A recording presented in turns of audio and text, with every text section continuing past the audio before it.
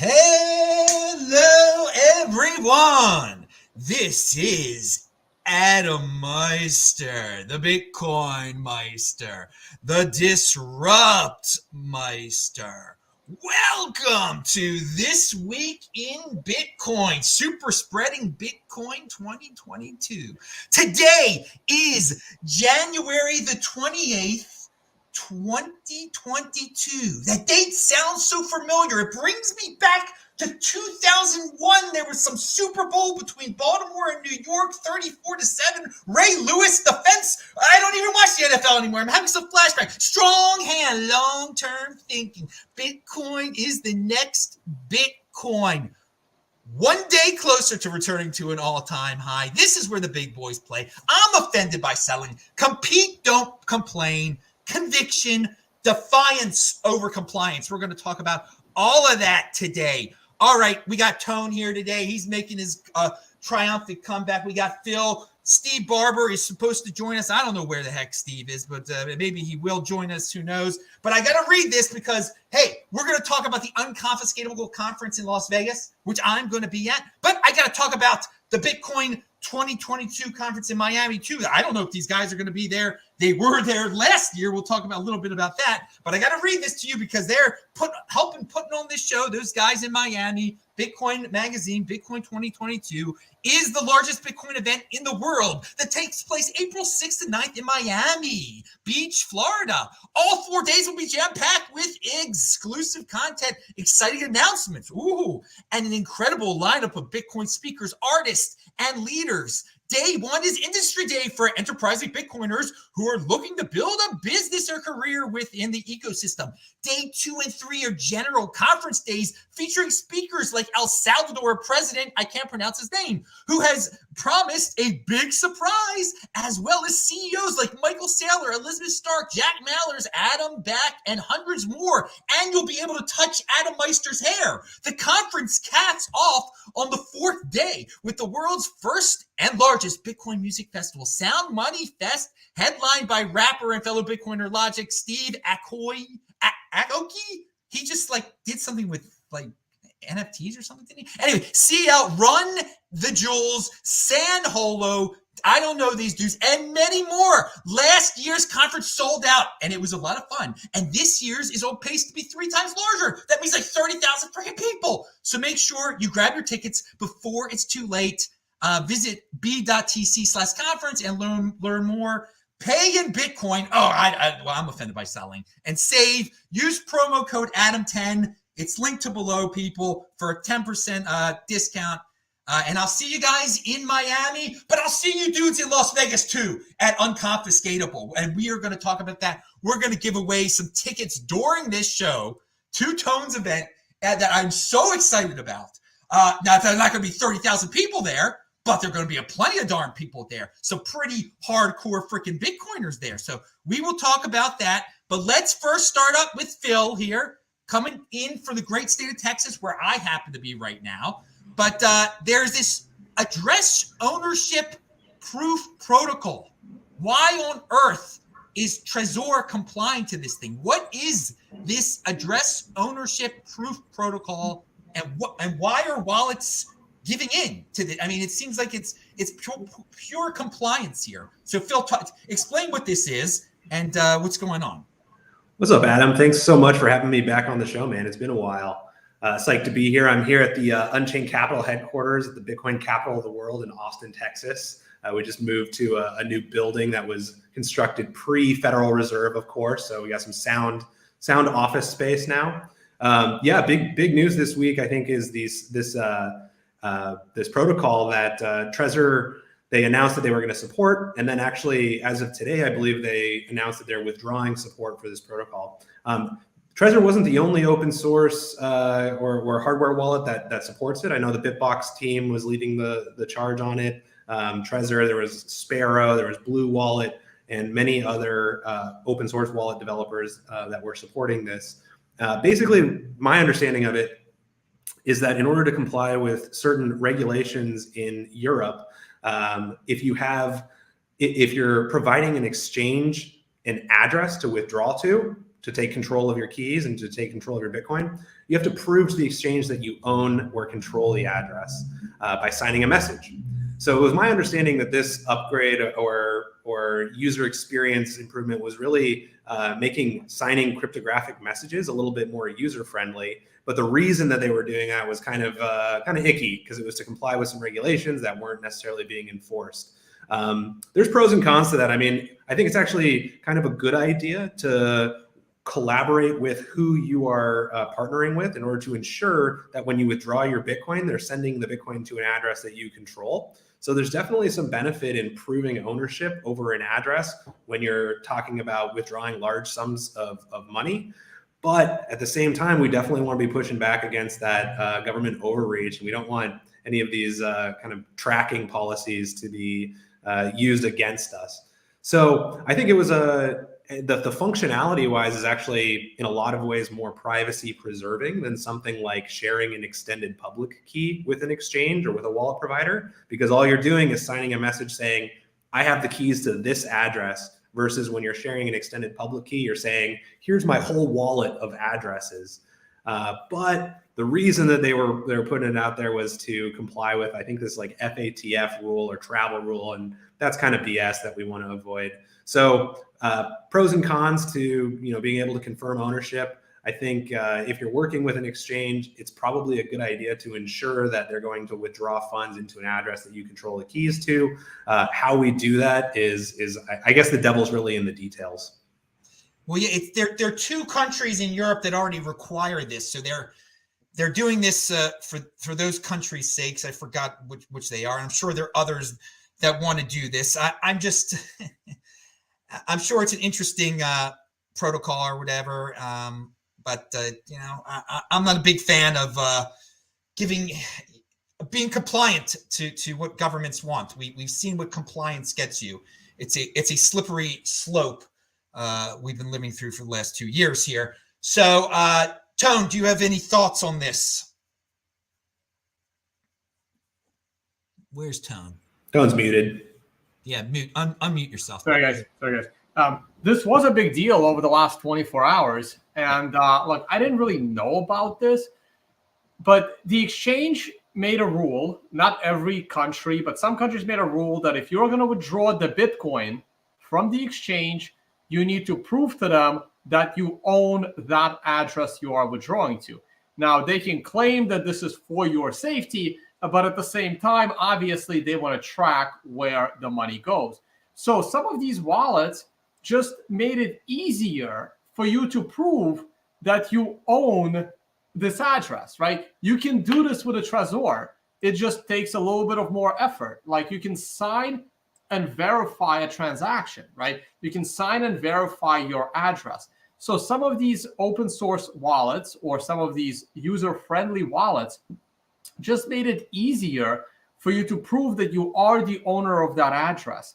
And I think this is being blown out a little bit out of proportion. If the Bitcoin community doesn't want ease of use of a wallet, then we should all be using command line like the way Satoshi was originally storing his coins, right? Like Trezor was originally designed so that a simple user, like maybe not grandma, but someone in their 40s and 50s, are able to use Bitcoin.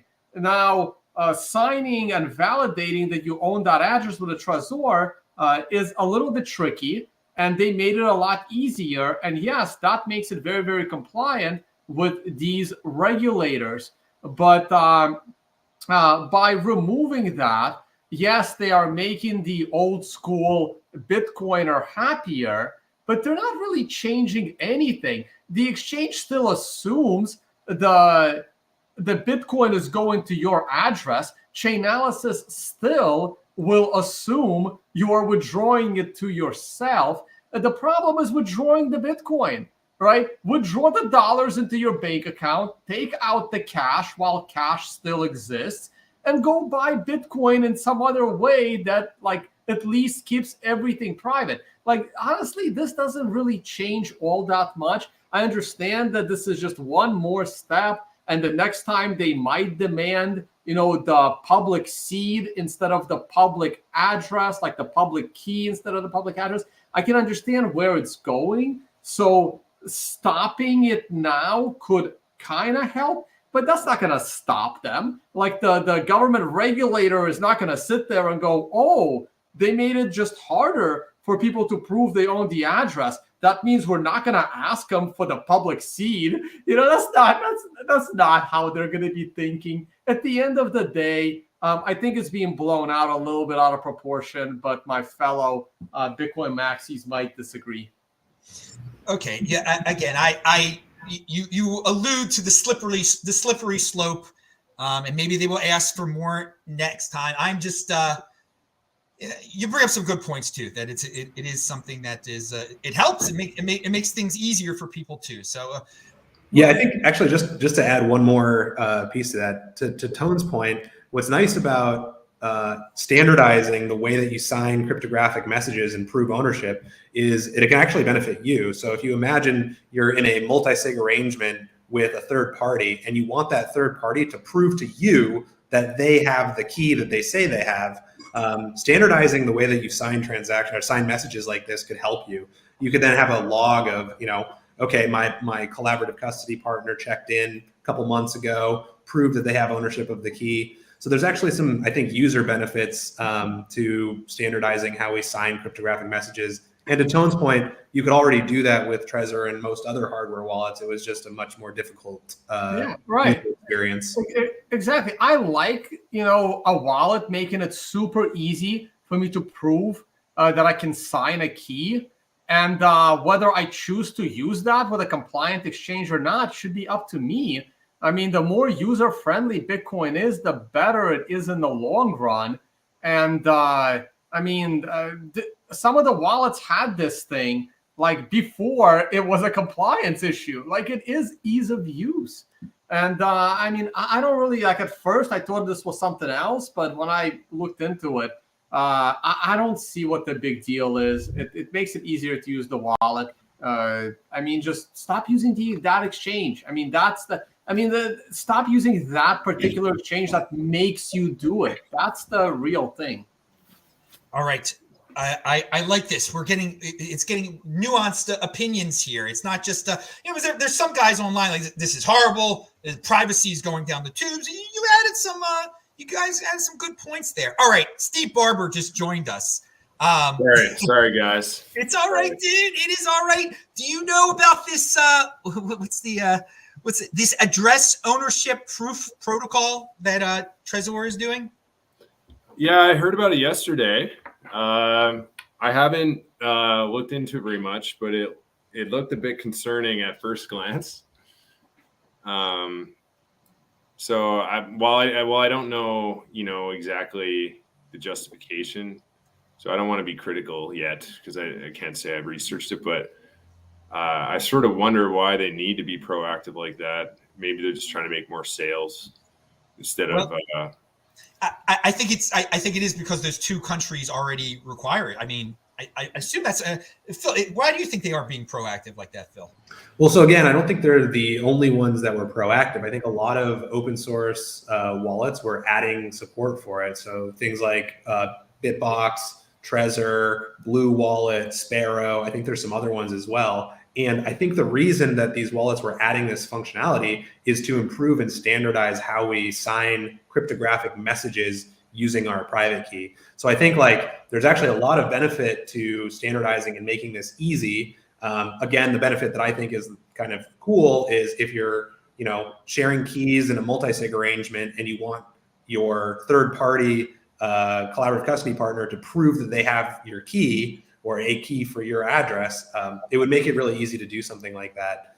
So there's definitely some nuance there. Like, regulations are kind of lame, but to Tone's point, if you're sharing, an address or sharing an extended public key with an exchange, you're actually giving up, in my mind, just as much, if not more, information than you need. So there's actually some privacy preserving functionality in there. But I think it was just the rationale for adding it and the way that it was kind of marketed that rubbed people the wrong way.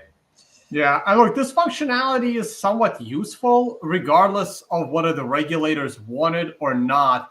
And this functionality has been asked for by users long before it was ever a requirement from the exchange. So this is why I think the whole story is a little overblown. Yeah, the old way of signing was a pain in the tuchus too. I mean, so this there's a positive. It makes it easier. All right. Let's leave well, we're not going to leave the government behind here. We're going to jump to an American government story here. Biden administration to regulate Bitcoin as a matter of national security, says a report. The White House, and remember that national security right there. Right? That's an excuse for everything, and that's my problem with this. The White House wants to bring order to the haphazard approach that is currently being employed by Bitcoin regulators to Bitcoin and cryptocurrency. The Biden administration will release an executive order, remember that too, in the coming weeks to ask federal agencies to task federal agencies with assessing the risk and opportunities that Bitcoin and cryptocurrencies pose, Bloomberg first reported. All right, so I don't like this national security, that you can call anything a national security threat and say, oh, we need an executive order. Executive orders, this is not the way the country was supposed to be run. So I'm wondering if this is just going to be a big show, if it's going to be a lot of fluff, and it won't amount to anything, and just big scary language to say it's a security threat or a national. Tone, you're a big fan of the current administration. Yes. What do you think of this? Yeah, so the whole executive order, the ability of the president to sign an executive order and make it a law, is getting abused more and more with every single president, right? So every single president, since the original executive order that confiscated gold by FDR, every president since then has signed more and more executive orders because they just don't want to bother with the legislative branch or the judiciary branch, and they are basically irrelevant to the president. It especially worries me with our current president, not to get too political, but I personally believe our current president doesn't even know what day it is, what month it is, what planet he's actually on. So what really concerns me is who is actually speaking into his ear. Because whoever is speaking into his ear can put in any regulation, any legislation with absolute zero accountability, because no one actually knows who is in the president's ear. And since the president doesn't know what the hell is going on, no one is actually being held accountable for anything in the current administration. So I do think this is potentially serious. So here's the thing, right? Could they just be blowing smoke just to say something, maybe. But I do think this is concerning because of everything I just said. And in the eyes of the government, like in our eyes, Bitcoin is the greatest thing that can happen to humanity. In the eyes of the government, especially the US government, Bitcoin is the biggest threat the government has ever seen, right? Worse than Al-Qaeda, worse than climate change, worse than anything. In reality, behind the curtain, this is their biggest and greatest fear that Bitcoin could actually destroy the US dollar. Now, we make fun of it based on how small Bitcoin is, but we all know that the ultimate future, if Bitcoin succeeds, is the failure of the US dollar. So I do think they are going to act very, very aggressively. Now, here's the good news. They're going to act like a drug addict who's being threatened to lose his drugs. Yeah, pretty much, yeah. Now, here's the good news. And there's a silver lining, maybe. The good news is that the way the government has handled pretty much every single thing in the last year is making the majority of the people, at least the people with a slightly higher IQ, completely disregard anything and everything coming from the government. So I'm actually very happy that this is coming at this point in history, as we are on the verge of potentially, arresting Fauci. I think that will come in the next year. Definitely not going to come soon, but depending on what happens in the 2020 midterm elections. And so sometime in the next 12 to 24 months, I believe that the pharmaceutical industry will actually be exposed. I think it'll come sooner than later. I think Twitter and YouTube and Facebook are in actual trouble because they are censoring way too many people, and it can turn on them very quickly. So I think we're entering this period in time where morality of the people will start to outweigh the laws of the land. For drugs, it took about 20, 30 years, and people ignored them enough. So I think that if this executive order waited another year or two, I think it would be better. And then it would come in and everyone's going to say, hey, who cares? This is what I said about Russia versus China and banning mining. When China banned mining, that's doable. The Chinese listen to their government, and the Chinese have the eye in the sky. They have the surveillance machine to enforce a mining ban. Russia has neither of those. Right? Like, Russians do not listen to the government the way the Chinese listen to the government. They tend to do whatever the hell they want, even within their own country. And two, Russia does not have the kind of surveillance on their own citizens or control of their own citizens to get it done. So U.S. is somewhat in between, right? They don't have the kind of surveillance nor the kind of obedience of their people like China, but they're also not like Russia. Like, Americans do try to obey the laws more so of their own country than Russia. So they're somewhere in between. So there you go. I'll leave it there. All right. That's a unique beast for you right there. Pound that like button. All three of these guys are linked to below. Follow them on Twitter. I will say,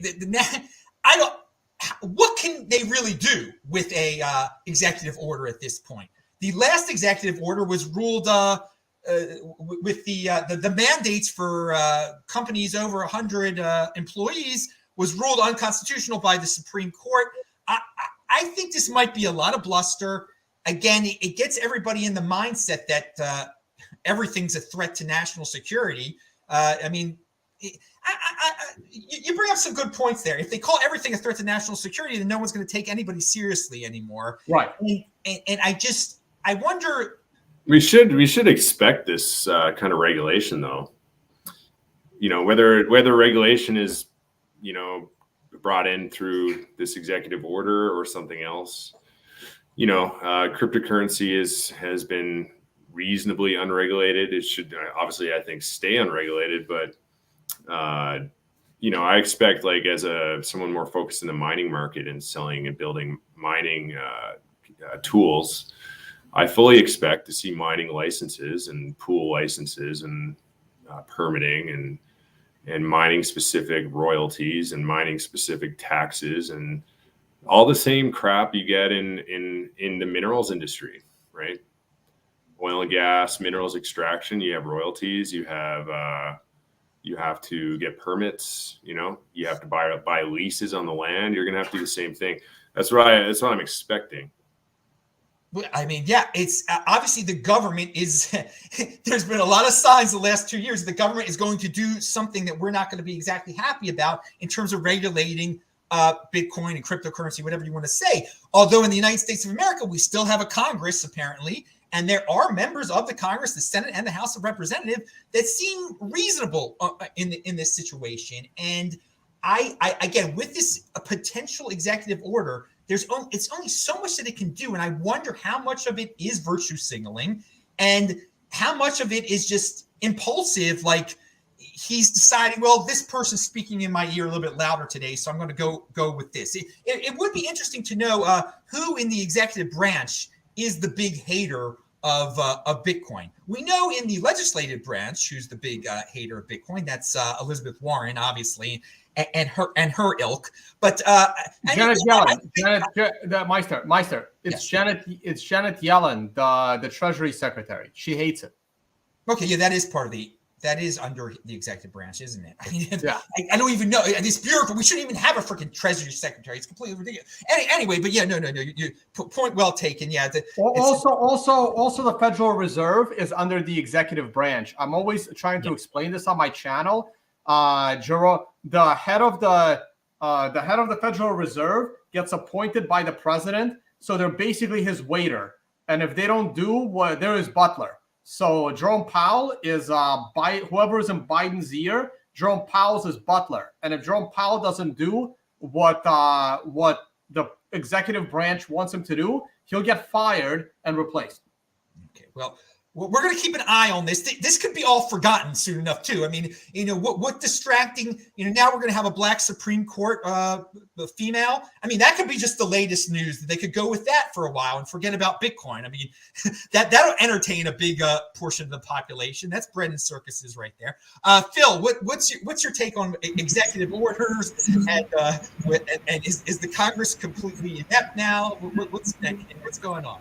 Yeah, what I think is really funny is, you have Biden putting out executive orders or proposing executive orders like this. And then at the same time, you have different state governors and senators and congressmen and women actually doing the opposite, right? Pushing Bitcoin adoption. So Texas, I think in particular, is a great example of that, where they're trying to be really welcoming to Bitcoin mining to, fortify the grid and bring that prosperity here to Texas. And that seems to me to be in conflict with, how the federal government's thinking about it. So I'm kind of glad that we have the state sovereignty, or at least some state rights that protect us from these ridiculous federal mandates. Oh, thank God for the 50 states, the experiments. I mean, if Steve could tell us how in Canada, it's not that the federal government is so much stronger there, but there's a convoy going to Trudeau's house. And maybe you could talk about that later. That's awesome news, but we're not hearing about it much in America because the mainstream media is not covering this big truck convoy up in Canada. And I am proud of the Canadians for really finally stepping up their game there, because it's kind of sad seeing, hearing some of the stuff that's coming out of Canada in terms of being compliant. But what's going on up there with this truck convoy is freaking awesome. But you bring up Texas, and that's a very good segue. The governor of Texas is a fan of Bitcoin mining suddenly here, Phil. What's Greg Abbott doing? And he's explaining, I mean, this being a big story is awesome. It's the national media jumps right away when we hear about Bitcoin mining, that it kills the environment, it's not energy efficient, et cetera, et cetera.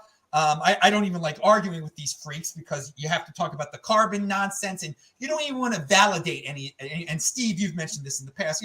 Don't even argue with these people on certain issues, because you're validating stuff that is totally illegitimate. But what Greg Abbott is proposing here, you're bringing mining to Texas to help the power grid, stuff that actually the positives of Bitcoin mining that so few in the national media none in the national media bring up. Greg Abbott seems to be bringing up. So Phil, you're our Texas expert here. Why is he doing this, and what's going on? I think a lot of it has to do with the efforts of the Texas Blockchain or Bitcoin Council working with the governor and with the Texas government. They've done really great work with putting together a nice regulatory framework for Bitcoin in the state of Texas. And I think we made national news last year because Texas has its own power grid, so it's separate from the rest of the U.S. The benefit is that we're the sovereign state of Texas, so if we need to, we'll be fine if we get cut off from the rest of the country. But the kind of downside to that is that if there are any shocks to the system, that's all on ERCOT is what it's called. So in order to strengthen the grid here in Texas, what we need to do is generate significantly more power so that we never run into a scenario where we have to where we don't have enough energy. And Bitcoin mining helps with that tremendously, because what it does is it will buy all of the cheapest electricity you can sell to it. And so as an energy producer, what you can focus on is just producing more energy more efficiently. So Bitcoin mining is great because it'll help us to strengthen the grid. It removes that demand side from the equation, because you'll always have someone to buy that energy. So you can focus on producing more. So yeah, I think the plan is to just strengthen the grid by introducing Bitcoin mining. And in the event where there is a shock and there is demand that spikes for energy, you can just shut down your ASICs. You can shut down your mining chips. It's not too bad. The energy producer can choose to sell the electricity to someone who's paying more for it. And we can think of it as like a battery or a flexible way to deal with different demand in terms of power. Do you think Greg AOPP believes in the innovation and the jobs that can be brought to Texas because of this? Or is he being influenced by the Bitcoin lobby now? Does he see that the Bitcoin lobby is a growing power and he wants to jump on the train? I think a little bit of both. I mean, I think we've all seen what happened to the president of El Salvador when he started talking about Bitcoin. In a lot of ways, he put El Salvador on the map for people. I don't think many folks were really considering El Salvador prior to the fact that they added Bitcoin as legal tender. So politicians around the world are looking at that and being like, oh, if I start tweeting positively or saying positive things about Bitcoin, I have a contingent of people around the world that are going to back me. I mean, I think even Peter McCormick purchasing the football club in Bedford is a good example of that. It's like this random soccer team that now has international support because it has Bitcoin attached to it. So politicians recognize that. I think Greg AOPP is he's been influenced by Parker Lewis and our CEO Joe Kelly and Christopher Calicott from TVP. And I've heard that he actually has a signed copy of the Bitcoin Standard from Saifedean. I don't know if he's read the whole thing, but he's definitely on his way. Well, you also later in the show you got to talk about these huge Houston meetups that I've been hearing about. I mean, they're freaking legendary from what I heard. Steve Barber, what's your take on Texas Bitcoin mining? The governor of Texas, have you heard about this? Yeah, I mean, Texas has been pretty pro Bitcoin for a while. I mean, there is a lot of Bitcoin spirit there. We have a lot of customers down there. We have a lot of competition starting down there. Texas is like the place to be right now. It seems like for Bitcoin mining, just not the industry, but the culture. It definitely seems like a hot spot. I mean, I look at it like being here in Canada. I find it saddens me not to see my own, call it Texas of Canada, like Alberta, have this similar spirit, because we have very similar industry, similar opportunity, similar, quality of people, like hardworking, blue collar people up here as well. And we just don't seem to have the same excitement around Bitcoin yet. Like generally in the industry, I just don't see it. Like we don't have the same meetups, the same influential people as we're seeing like in places like Austin in the Bitcoin community. So yeah, I sort of am like jealous, like a little bit. Like I want to see, because I do love Canada. I wish we could see more positive things happening up here. But that's why we're my company. We're gonna stick it up here, grind it out, and try to do our part to carve a community out up here as well. But Texas looks so good right now that like I'm taking a serious look at expanding our fabrication down to Texas, and our motors and services and everything we do from our base up here, like having a U.S. Side of that, because from a business standpoint, Texas is such a great place to be. It's such a great place to be, and I'd love to be in the thick of it down there and have dual citizenship. That would just be so cool.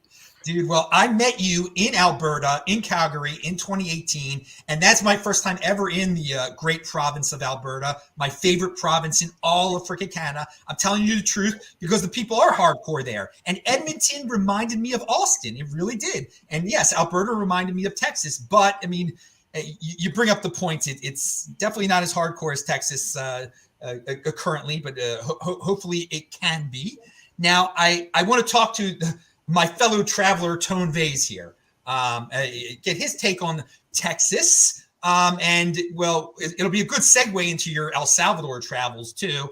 And can we, Nevada is no Texas, and Nevada is no Florida. So, you're having an event in Nevada. Will it always be in Nevada? Could Unconfiscatable one day move to Miami or to Texas? So I put a lot on your plate there, Tone. So yeah, well, where do I begin? Let's begin with Canada first. Canada's in trouble. Maybe I'm too principled. I never, ever, ever plan to set foot in that country.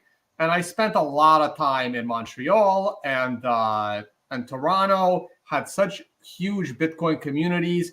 Francis Poulier, I believe, is still a criminal in Canada for having a barbecue with 3 people. He's never coming back. It's bad. It's really, really bad. Like, and my friends are getting out of there. Bitcoin Mechanics, several others that I want to name, trying to get out of there as best as they can. Nevada is another Tone, man. All the good people are leaving us behind. It's going to be so much harder for us now. That's right. Vitalik's still there. Pound that like button. I didn't know that. I didn't know he was still up here. I think he is. I mean, where else would he be?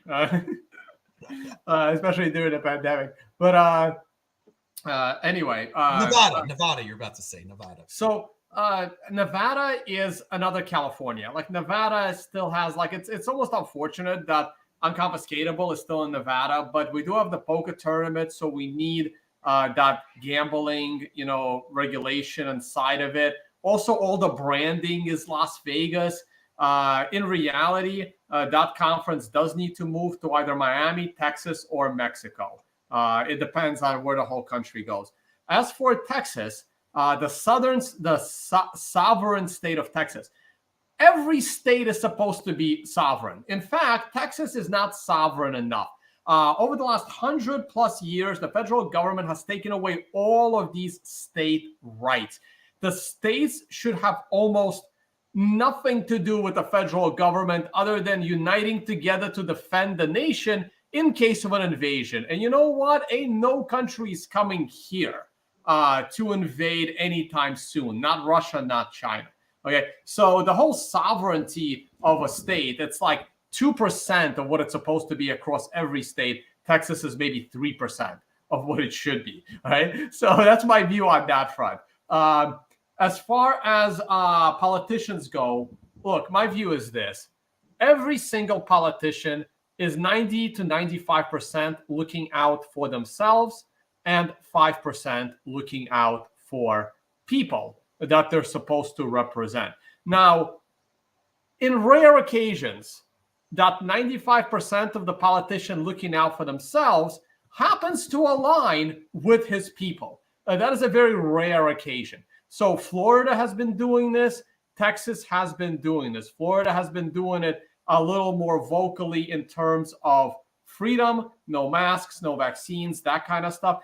Texas has been doing it a little bit more in the form of, finances, like being a little more open to Bitcoin, even though Florida is open to Bitcoin as well. So yes, this is going to bring jobs. Yes, this is going to look favorably on Bitcoin. And there is an unreasonably large concentration of Bitcoiners in Texas. This is what people forget.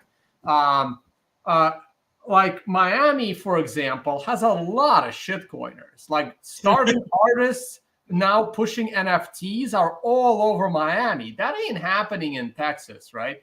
So Texas has a large percentage of the crypto people being Bitcoiners, larger than the market cap.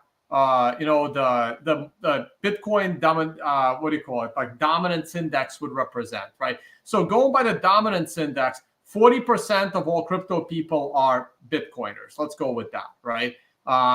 In Texas, it's a little bit more. In Florida, it's definitely a lot less. Like in Dubai, it's like 0.5% Bitcoiners and the rest shitcoiners. In El Salvador, it's like 90% Bitcoiners and 10% shitcoiners. So this is the segue into El Salvador. So yeah, I'm not surprised that Texas is doing it. Cynthia Loomis has connections as well that probably had a lot of influence across everything in that realm. And this will bring jobs. Texas does have an abundance of natural gas as well, along with oil. And this is going to be great. Now, Texas will have to push back against the federal government. And I love the fact that the federal government is going after Florida and Texas. The more aggressively the federal government goes after Florida and Texas, the sooner Florida has a secret meeting with Texas and then email all the states in between and around these states and potentially once again try to secede as the nation. And this time around, there ain't going to be no civil war. For starters, everyone in the military is from those freaking states, and they ain't gonna fight for the North. They're just gonna come home and defend their families. So if there is gonna be a split, it's gonna be nonviolent, and I'm looking forward to that. The sooner the better. It could, and it doesn't have to be an official split either. It could be a loose affiliation where they just say, we're not going to do what the federal government tells us to do when it comes to Bitcoin or the virus or this. And that's just the way it is. We're not leaving the country. We're just having our own little affiliation between these 4 states. There's different ways you can go with this, but I do like your take, and more people have to learn about how powerful the states really should be, and how over the last few years, many years, people don't even understand this anymore. So everyone becomes a worshiper of the federal government. Putting the president on a pedestal leads to this behavior. Congress, we should respect Congress again. Well, not respect as much as you could respect the bureaucracy is what I mean. And understand how the government is supposed to work. One last thing, and I'm sure Phil might laugh at this. I would love for Texas and Florida to put in like one law, which is technically illegal federally, but I would love for them to put in a law saying that people from New York, California, and a few other states are not allowed to convert their residencies to Texas and Florida unless they spend at least 1 year in some in-between state of the nation. And then they can come to Texas. A DMZ, if you will. Yeah. Well, all right. So, and Tone, very interesting points you bring up about your travels, the percentages of Bitcoiners versus altcoiners. And yes, in Miami, it is so obvious. I mean, you and I, it was over a year ago, your female friend put on that event in January of 2020 in Miami, and there were all sorts, and we were both there, and hardly anyone wearing a mask. It was freaking awesome. But there were many in altcoiner there trying to pitch me on all sorts of things. But hey, that's just the way it is. I mean, this is it's pretty much a free country. If you want to talk about your altcoins at a Bitcoin thing, then I guess go ahead. All right, but Tone, this is a good segue before we talk about your El Salvador. It's set to Las Vegas, March 3rd to 6th is Unconfiscatable. I am going to be there. Tone is obviously going to be there. I mean, really some OG type of people that have been down with Tone for so long. So we're going to give away 2 free tickets now. Tone, just say how people can get 2 free tickets if they're really going to be, if they really can come. Do the following and explain what. Yeah, guys. So we don't want to deal with like transferable tickets. So if you can attend the conference, reply to the tweet. If you don't have Twitter, write in the comments. We have not that many people live viewing. You can also reply in the YouTube comment after the video. If you are able to actually attend in person and you would like to attend in person, then leave a comment that you would like to attend in person. We will see how many people request this, and we will give you some free tickets for watching. We don't have a set number. I have a few tickets to give away. If only 3 or 4 people ask, you're all probably gonna get a ticket. If 20 people ask, we will have to select, 5 to 6 people. So go ahead and request a free ticket because of the show, and we will pick a few based on your comment. All right, that is awesome. And Tone, I met Tone first in 2015 in person, Chicago Bitcoin conference, July of. This is hardcore stuff. It goes back a while, and I always love having him on the show. And I got to tell you, the Vegas conference back in 2020 was awesome. People weren't scared. It was the beginning of the craziness. You got in good timing then. But it'll be fun, even though Vegas has certain weird rules. Maybe next year it'll be in Miami or in Austin. But this year's going to be Vegas. We're going to make the most of it. It's going to be awesome. I am pumped. All right, Tone, so you're in El Salvador. Is it real? Is it really real what's going down there, man? It's real. It is real. So I explained it a little bit on my show. There's no actual thing called Bitcoin Beach. It's called Bitcoin Beach. There is a zone called El Zante. Now, El Zante is a beach zone. It has about 3 to 4 nice hotels. The hotels maybe have 10 to 20 rooms. Not that many. They tend to be sold out constantly. So you want to book a month or two in advance. And so that zone, El Zante, is known as Bitcoin Beach because that zone, like 10 minutes walk from the beach, is like a Bitcoin center. It's not really a Bitcoin center, but it's kind of like a Bitcoin center. It's called Hope House. That's Bitcoiners put it together. They teach kids English. They teach kids surfing. It's an awesome surf area. The beaches are nice. The hotels there are pretty nice. Not many bars, almost zero. You're not going to be partying there at night. The restaurants, some close at 7. Some will stay open as late as 10. It's really more of a relaxing place. It is fairly safe in that zone.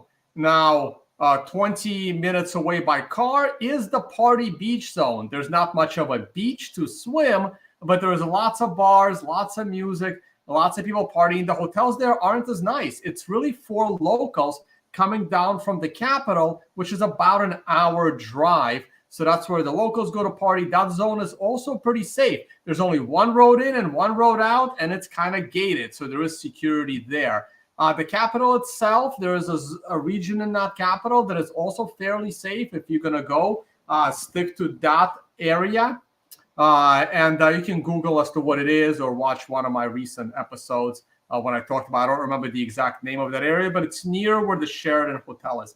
Now, as far as Bitcoin goes, everyone there is familiar with Bitcoin. Not everyone knows how to use it yet.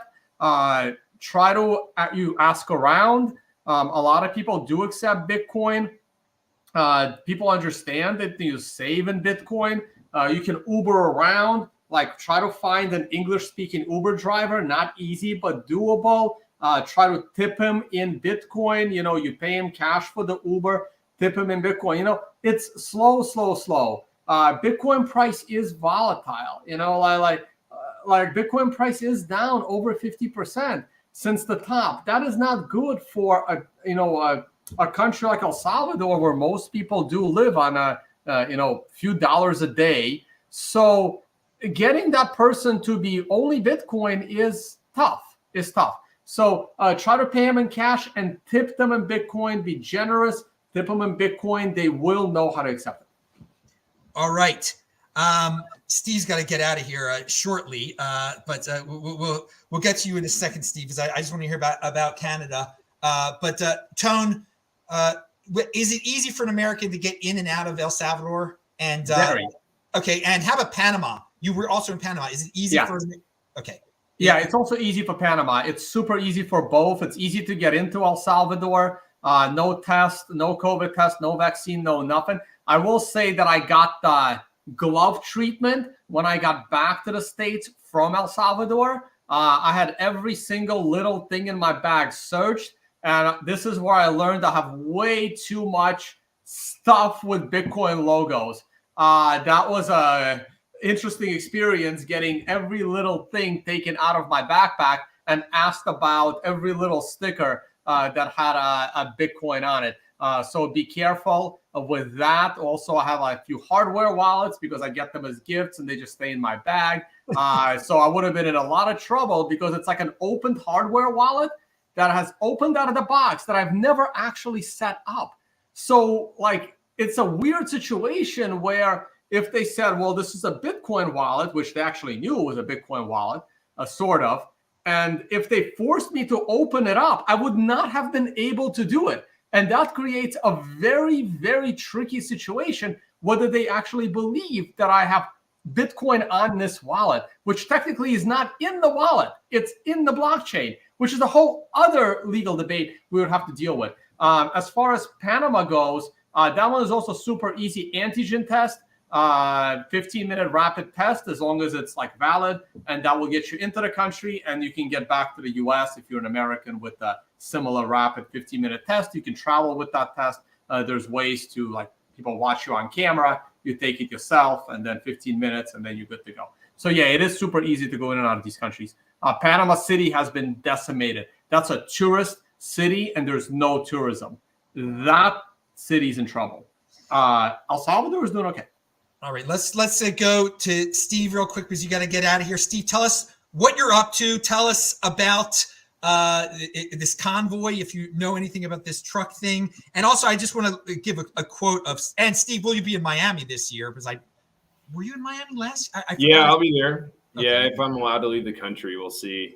I'm working on it. And I just want to read this quote of yours. Do not justify Bitcoin energy use by arguing its carbon footprint. The minute you legitimize carbon accounting, you've lost all credibility. Carbon accounting is fiat maximalist scam and has no basis in science. So I just want to read that. I retweeted that. So now I have to explain that, do I? You don't have to explain. No, it's I understand it. But just anything you want to say, because I mean I know you're in rush and everything. Well, since you just quoted that, like I guess I'll talk about it briefly. I find like the narrative on Bitcoin energy waste stuff, that's been going around for a while, the FUD. And a lot of people still, make arguments for Bitcoin, pro Bitcoin arguments based on its carbon footprint. And it's just a trap. It's just a trap because, qualifying energy, the point of that tweet, and, I tweet a lot about the carbon scam, but the qualifying energy on its carbon footprint alone is a major, it's one aspect, I'm sure, of saying if it's good or bad, but clean is a subjective term.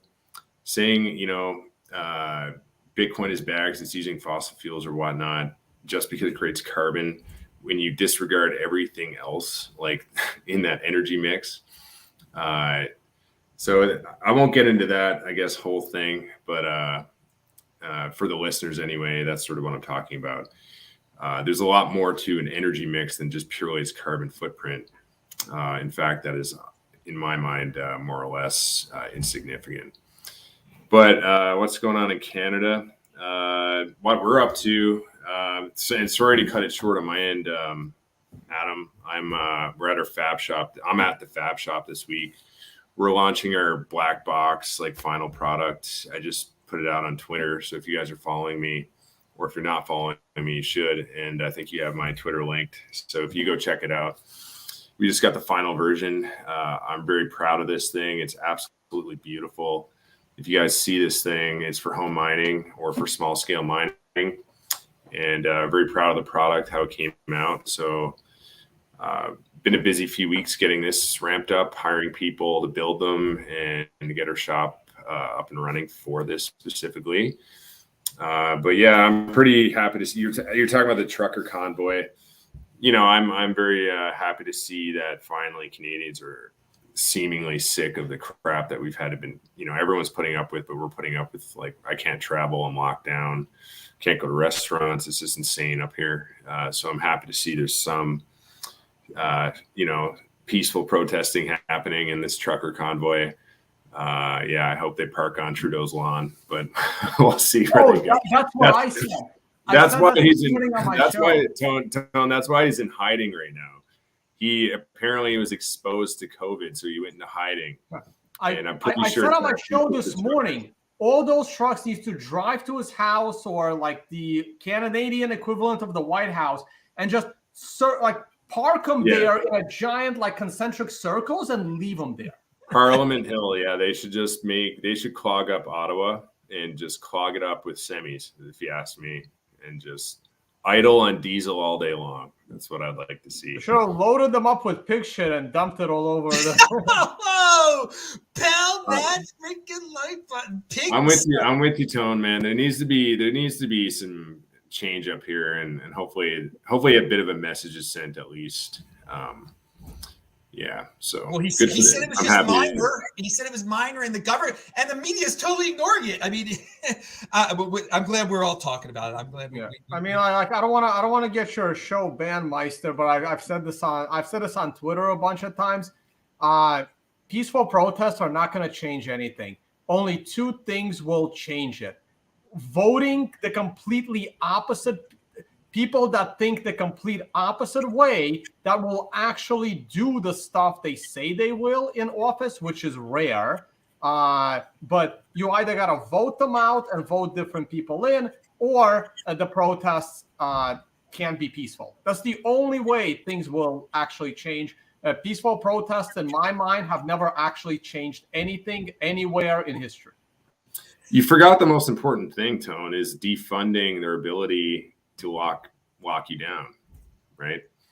That's if they couldn't afford. Right. That's not a peaceful. No, that's a silent protest, right? That's like you actually doing stuff. Well, that's why I personally advocate to don't even bother voting, because as long as you're using their money and they can print it, you're paying for your own lockdown. That's why, like I've always said up here, I'm like, I don't want to be locked down, so I'm not using the Canadian dollar as much as I have to use it. But like, I'm going to choose Bitcoin where I can. Agreed.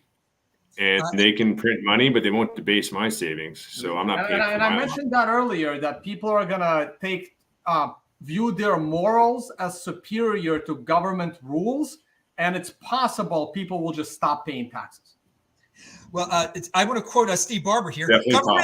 Governments that own a money printer are not going to start mining Bitcoin. It makes zero sense. Governments tax and earn royalties. They just have to tax and permit mining via licenses. It's cost and risk-free. As Mr. Wonderful says, you always do the royalty deal. I'm just bringing that up because there are a lot of people that think that these countries are going to start mining Bitcoin for the good of the people or some nonsense like that. No, I mean, if you got a money printer, you're going to keep on printing that thing, and you're just going to find ways to extract taxes from Bitcoiners and stuff. It's sort of that's I think that is rational, right? What I said there, what you quoted me. Yeah. And you do get a lot of Bitcoiner proponents saying, "Oh yeah, soon governments will be mining this for the sake of national security." It's like, why? Like governments, unless you're in a nationalized industry, governments don't drill oil wells, and that's important in national security. They tax oil companies. They put royalty levies on oil companies, and it's risk-free. Like, why would you not do that? So, in that sense, like that's why I don't think governments are going to ban Bitcoin, because it's not really in their interest to ban it. It might be in the sense that they want to protect their money printing machine, but aside from that, I mean, they just need to tax it. So that's why I think we're going to see this decade, as we're seeing a trend, and you guys were talking about earlier, is these regulations are coming, and I think they're going to come very hard. I just hope they're not really brutal. I hope they're they're not going to just stomp out businesses like mine. I think that tweet of yours is also an argument against hyper-Bitcoinization. I don't believe in what some people define hyper-Bitcoinization as becoming like the world reserve currency or something like that. These governments they're going to have so many tricks in their books to keep their fiat going, whether it be central bank digital currencies. This is a topic for another show, but I just wanted to bring that up a little bit. I'm no believer in all of a sudden everybody's going to be using Bitcoin. It's these people are loyal slaves. They're going to do exactly what their governments are going to do. They're going to believe in the money printer. That's a patriotic thing that my government is printing up all this money and giving me free money and stuff. Well, anyway, Steve, I'll let you get out of here. But I'm glad you've updated us on the Canada situation, and keep on being in motion up there. And who knows? Maybe Alberta will secede and join the United States of America. I've suggested that before. Well, up here we'd like to join Texas. We don't want to join the U.S. We want to bypass many of the bad states and just join places like Wyoming, Texas, the Dakotas. That's where I'd like to join with. Okay, dude. You can get the Texas Bitcoin Meetup Edmonton. All right, yeah. So tell us about this Houston meetup, how big it is, Phil, and what's Unchained up to lately. And thanks for having me, guys. Just want to say thank you and talk later. All right, see you, man. Yeah, so I guess Unchained has been sponsoring a few different Bitcoin meetups here in Texas for the last few years. We have the Austin BitDevs meetup, which is the third Thursday of the month. We had our inaugural new office BitDevs kickoff last week here. That's right. Friends don't let friends sell Bitcoin. We're helping to sponsor and form the Bitcoin Commons in Austin, Texas. And the Bitcoin Commons is going to be kind of a co-working space, an open Bitcoin kind of learning area We have other sponsors. I know Tales from the Crypt and Marty Bent is setting up shop at the Bitcoin Commons. I know Jimmy Song is going to be giving teaching some classes here. But yeah, if you're interested, just be on the lookout for more information about the Bitcoin Commons. That's where the Austin BitDevs meetup is going to be hosted. And again, that's the third Thursday of the month. Now, the last Thursday of the month is the Houston Bitcoin meetup. And the Houston Bitcoin meetup has now been running, I think, for about 7-8 months. And it is becoming massive. And it is definitely something to check out if you are in Houston. So it's hosted in an old, in a car storage facility warehouse, and there are about 200 to 300 people that show up every month, and the focus is on energy production and Bitcoin. So there's a lot of oil and gas folks in the room, a lot of Bitcoin miners. There's usually a Bitcoin mining panel with Adam from Upstream Data and Marty Bent and Griffin, a few other folks in the Bitcoin mining space. Definitely worth checking out the Houston Bitcoin meetup if you are in town. You can register for the Houston Bitcoin meetup and the Austin BitDev meetup on meetup.com. And they're very, very consistent. Third Thursday of the month is the Austin meetup. The last Thursday of the month is the Houston meetup. All right, dude, you're in motion. Houston is the fourth freaking largest city in the United States by population. So, of course, they're having good things there. And, of course, you gave me this shirt in Miami in person. That's right. Last year. Again, I love what it says on the back of the shirt there. Are you going to be in Miami again this year? Oh, hell yeah. Yeah, I'll be in Miami. We're going to be – we'll have quite a few folks from Unchained there. Yeah, really excited to be showing up again.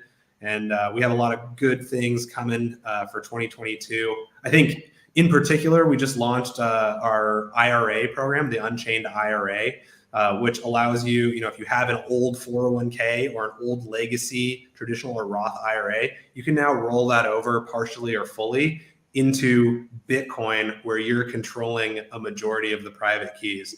So it's set up in a vault.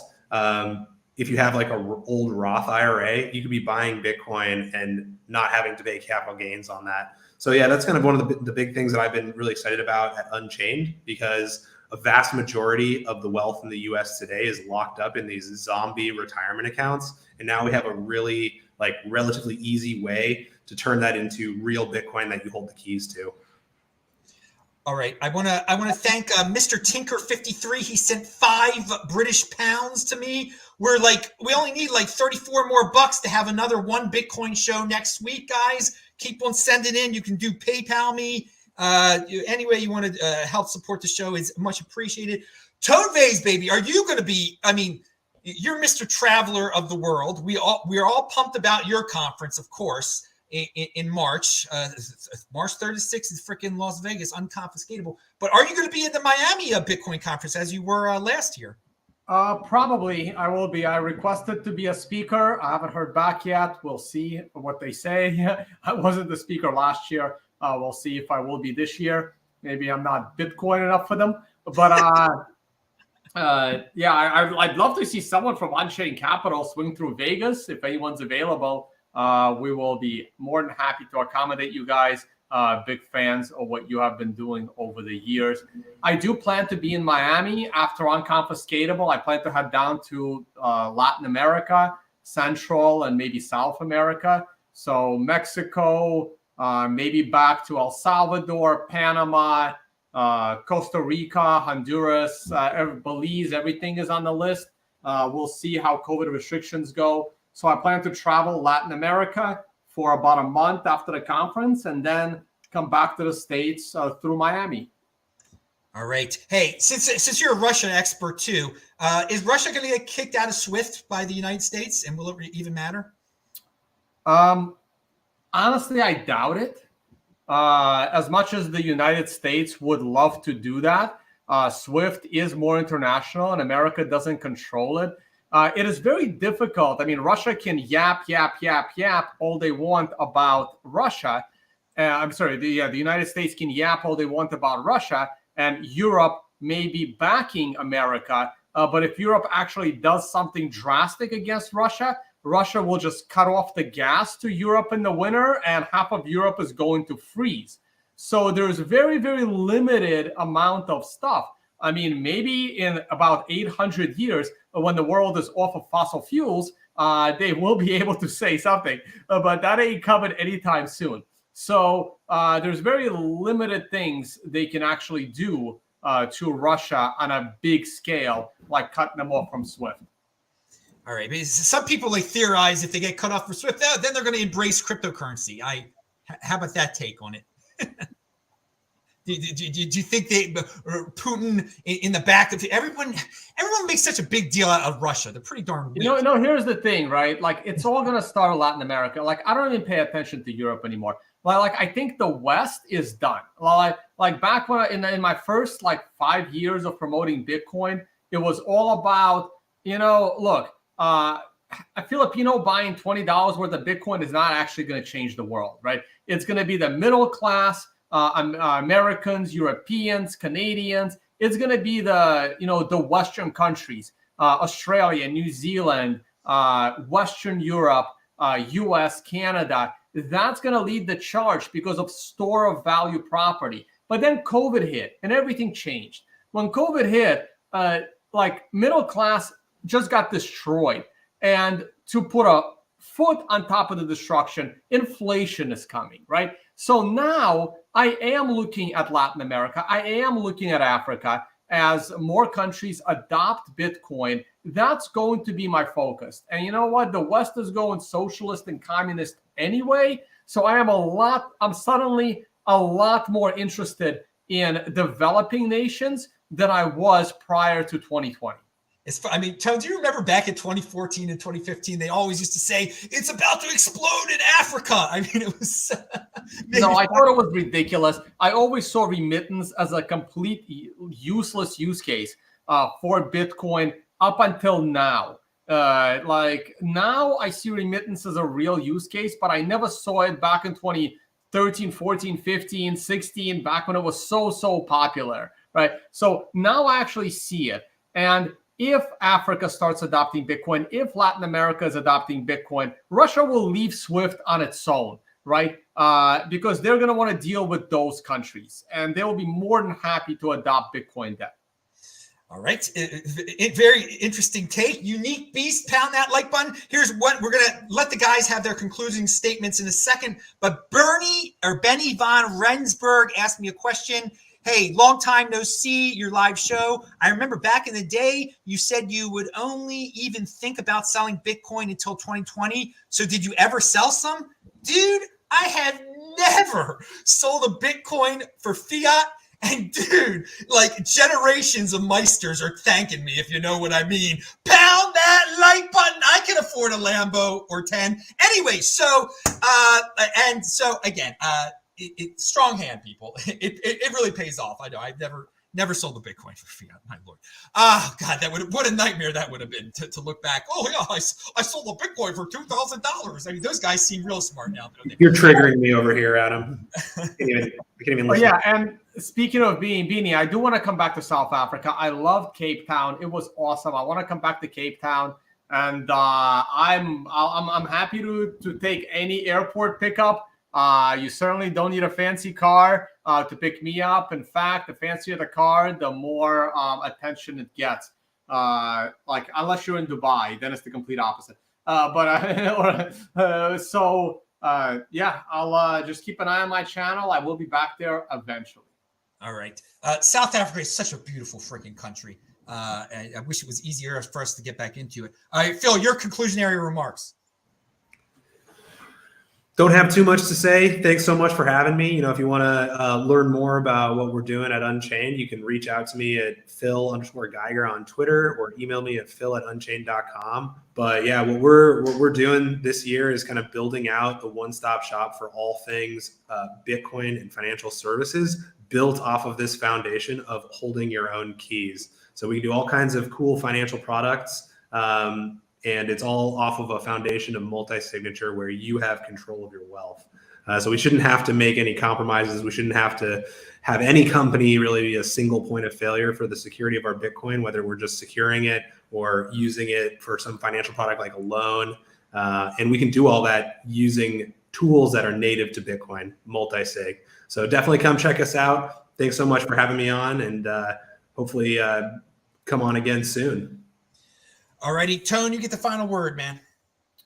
That's it, guys. If you are free the first weekend of March, come down to Vegas for Unconfiscatable. Like, tweet, and especially reply to Adam's tweet about this podcast. Those that are watching live, if you reply and say you want to come to the conference and you're able to come to the conference, I will DM you in the next 30 minutes and with a free ticket. If you're watching this on replay, do the same thing, but your ticket is not going to be guaranteed. Yeah. So and try, and if you don't have Twitter and all that stuff, contact me, leave a comment. You know me, but if you want the free tickets, you really got to be able to go. They're not transferable. Definitely. So thanks, guys, for being on the show today. Really a unique beast show. I'm looking forward to seeing all you dudes in person, whether it be in Nevada, whether it be in Florida, which is now like the greatest state in the United States, basically. Texas, maybe number 2. Who knows? Anyway, pound that like button. Shabbat shalom. We'll be back next Friday. Thanks a lot, dudes. And how do I stop this thing here? All right. 1 second. You're all lovely people. See you guys soon. Bye-bye. Thanks a lot. Strong hands. Strong hands.